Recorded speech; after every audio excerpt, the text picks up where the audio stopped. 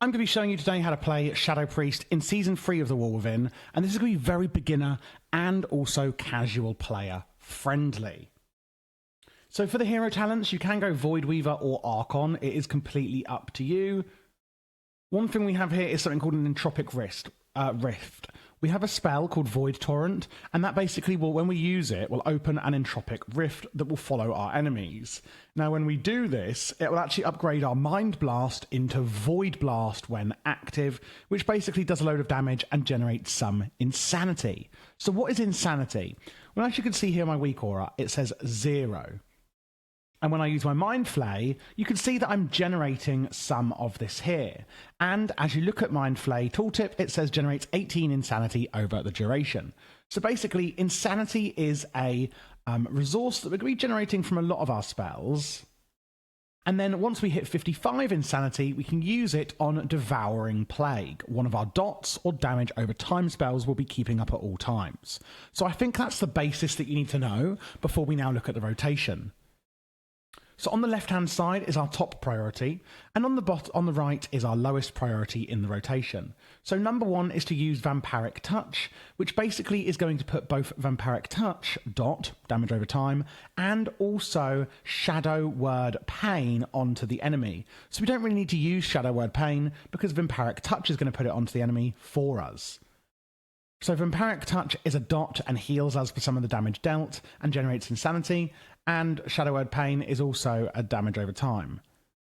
Next up, we're going to use our Mind Bender or Void Wraith or Shadow Fiend, whichever you have, on the target. Use this on cooldown. Basically, this is going to summon a entity that will generate insanity and attack your enemy.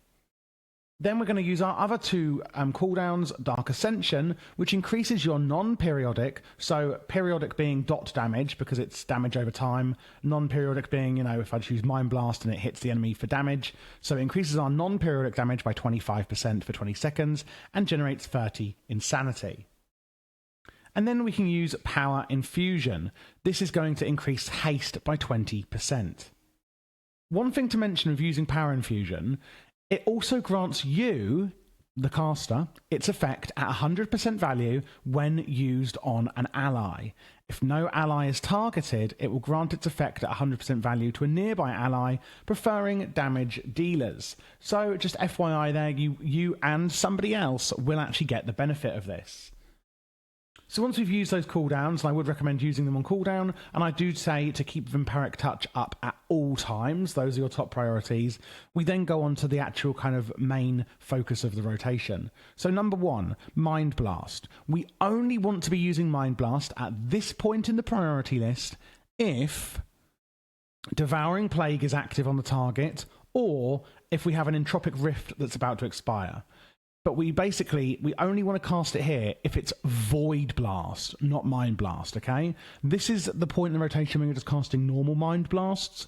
Only use it here if it's upgraded into Void Blast. And it's very obvious. I'll show it to you shortly. Then we have our Devouring Plague. This is going to put another dot on the target, dealing shadow damage, and heals you for some of it as well.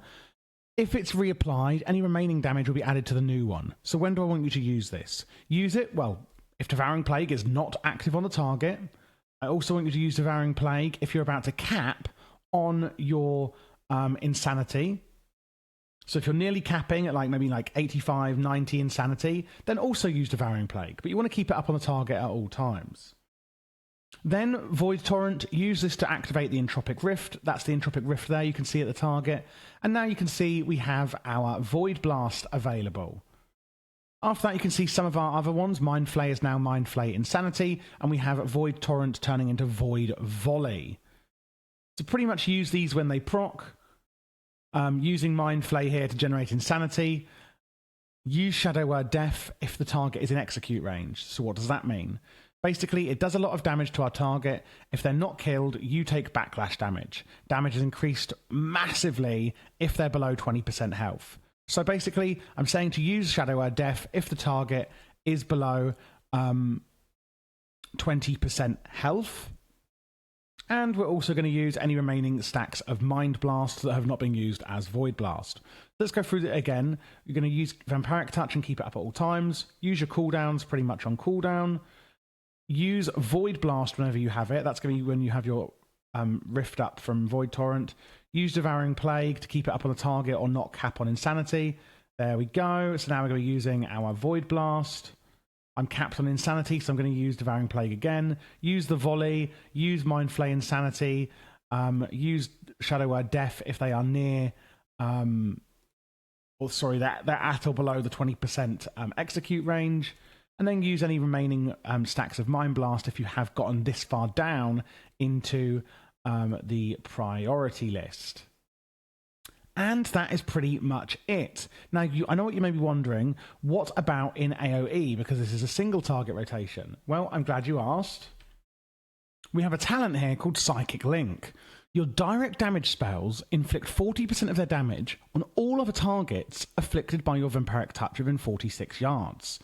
Basically, rather than using Vampiric Touch, in an AoE situation, I want you to use Shadow Crash instead. As you can see, I can place it. I put my Shadow Crash down. Everyone within that area is going to get Vampiric Touch and Shadow Word Pain on them. And then because of the Psychic Link talent, all of our direct damage spells will actually hurt the enemies that have a Vampiric Touch on them from this Psychic Link talent. So we can basically do AoE damage using basically the same rotation in Mythic Plus for ads as we would in single target. And that's as easy as it gets. A few other things that we have that we may be using. One is Powered Fortitude. Use this on obviously your allies at all times. It lasts an hour. We have Desperate Prayer, healing you for 40% maximum health. Angelic Feather. Basically, this is your speed. So if I click it or press it on my keybind, I can place an Angelic Feather here, right? And then I can walk through and it speeds me or an ally up for a few seconds. But what you'll notice is if I click this keybind, it's automatically cast it at my feet.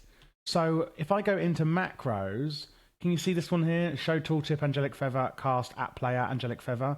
I'll put this in the description for you. It basically will just cast it at your feet for you so that you can be sped up without having to worry about placing the feather. It's a really great macro that I love.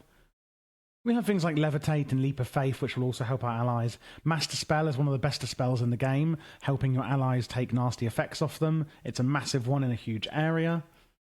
We have Vampiric Embrace, filling you with shadow energy, causing you to heal a nearby ally for 50% of any damage you deal. And that can really help out the healers in both Raiding and Mythic Plus. We also have Dispersion, where basically you turn into a big old ball of smoke, and reduces all damage you take and heals you as well, but you can't attack. It will also increase your movement speed. Apart from that, you've got your shadow form down here. Obviously, as a shadow priest, we are going to be in shadow form at all times. And that's pretty much everything you need to know as a beginner. Now, what I would recommend is if you're not used to the rotation at all, try out the single button assistant and just watch how it plays and be like, okay, cool. You know, this is going to help me visualize, if you're a visual learner, how to do the rotation. Once you've done that and you're comfortable with the rotation, I would then recommend going through other passives, other spells, and mainly all of the other talents that I haven't shown you. They all go into the rotation that I've shown you today.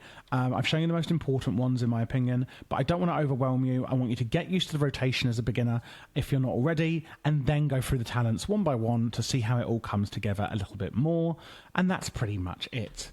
Now, if you'd like to get my UI, excluding these big old action bars here, you can get that on my Patreon, linked below, which also supports the channel. And check out the playlist on screen, as I do every spec and class for beginners each season.